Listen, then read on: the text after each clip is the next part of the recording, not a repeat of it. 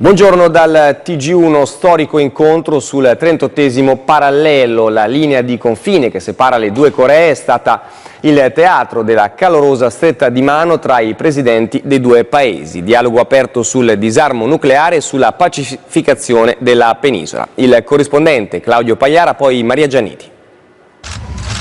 Mi batte il cuore forte forte, dice Kim Jong-un stringendo calorosamente la mano a Moon Jae-in sulla linea che demarca il confine tra le due Coree. Ammette di essere emozionato il leader nordcoreano nel compiere questo storico passo. Per la prima volta mette piede nell'altra metà della Corea divisa. Poi invita Moon Jae-in a fare altrettanto nella opposta direzione, mano nella mano.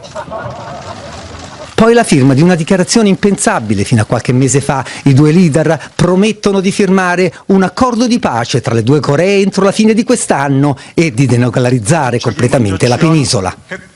Un summit davvero storico, con i leader dei due paesi formalmente in guerra che non lesinano gesti simbolici per mostrare al mondo la loro volontà di voltare pagina. Una nuova storia comincia oggi, scrive Kim nel libro degli ospiti. Il summit si tiene alla Peace House sul lato sudcoreano del villaggio frontaliero di Panmunjom. Nella sala dei colloqui campeggia un quadro che ritrae il monte Gongan, simbolo di entrambe le nazioni. Il mondo ci guarda, non ripetiamo gli errori del passato, esorta Moon. Poi un altro gesto carico di significati. I due leader piantano lungo il confine un pino di 65 anni, gli anni passati dalla fine della guerra di Corea. L'attesa ora è per il passaggio successivo, un nuovo incontro storico, quello che a maggio dovrebbe esserci tra il leader nordcoreano Kim Jong-un e il presidente americano Trump.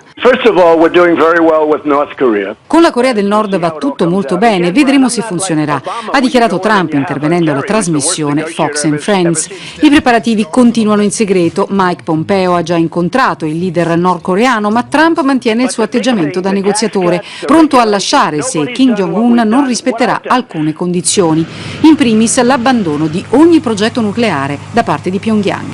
E la denuclearizzazione, come la pace della penisola coreana, sono state il cuore dell'incontro di Panmunjom, dalla minaccia missilistica al dialogo in pochi mesi. Il sogno di una bandiera unica, come quella che ha sfilato alle Olimpiadi invernali. Una svolta per gli analisti inevitabile. Kim Jong-un vuole mantenere il potere, ha promesso sviluppo economico alla sua gente stremata dalle pessime condizioni di vita, su pressione della Cina e con la benedizione della Russia che oggi loda gli sviluppi molto positivi.